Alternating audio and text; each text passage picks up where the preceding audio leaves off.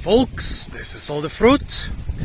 Today I want to snack myself some tasty lotus fruit in order to snack on it.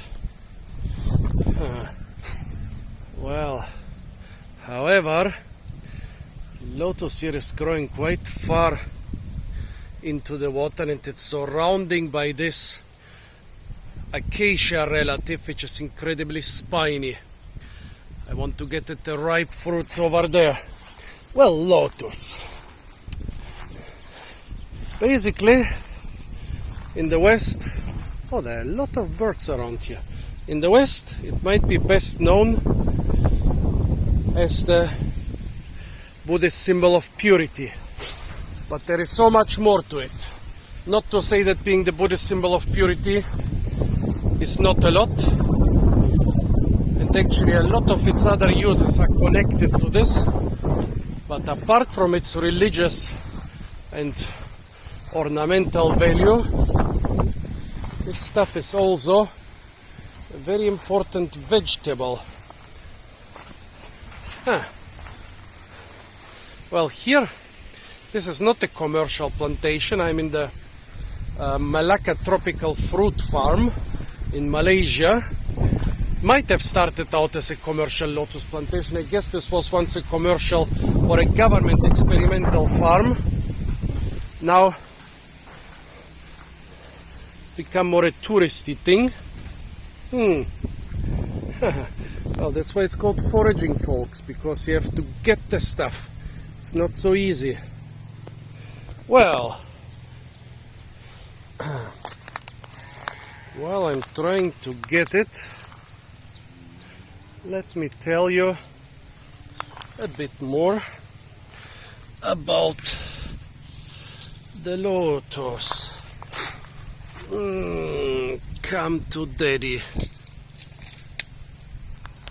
Oh no, those are all unpollinated seeds.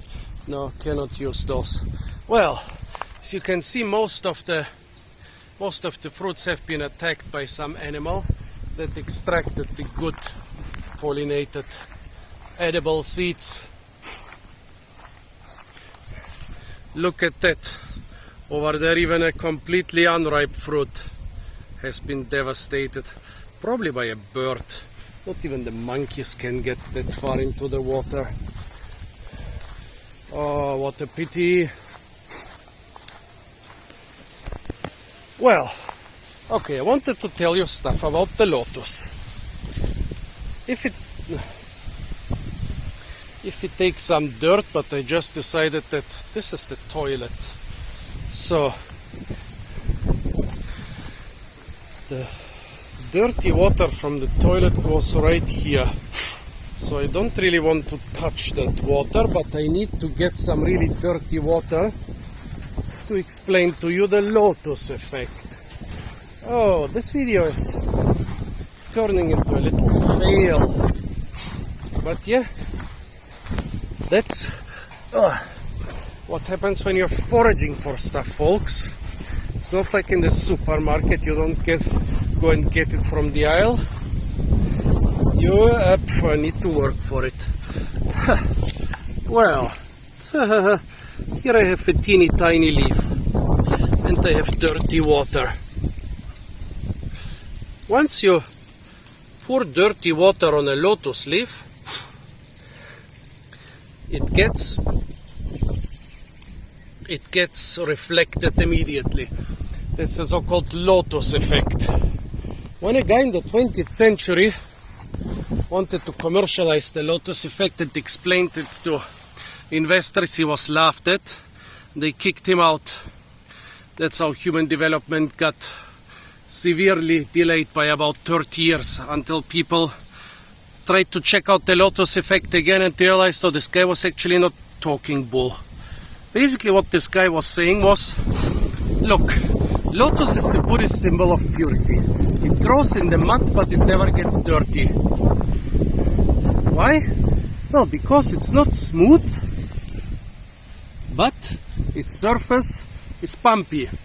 It has a stuff called papille. Oh, and it's also covered with the wax. And if you start covering cars, planes and skyscrapers with bumps and the wax, you never ever have to clean them again. Well, as I said, he was laughed at, and the development of this technology got delayed by decades. Nowadays, most new skyscrapers are coated with this stuff. Saves you like $500,000 in window cleaning costs a year per building. Well, but this is not the most well, nowadays it might be one of the commercially most important applications of Lotus, but there are others. Of course, you see the flowers a lot on Southeast Asian markets. They have religious significance for Buddhists and other religions, and of course they are also very beautiful even if you are not religious. The fruits, you find them quite often in Europe in dry flower arrangements, so for example graveyard rats or stuff like that.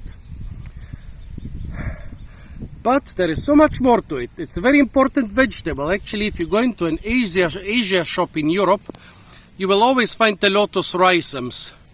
They are basically they look like a bunch of sausages, like straight sausages with constricted areas between the different sausages. This is the lotus rhizome, an important vegetable.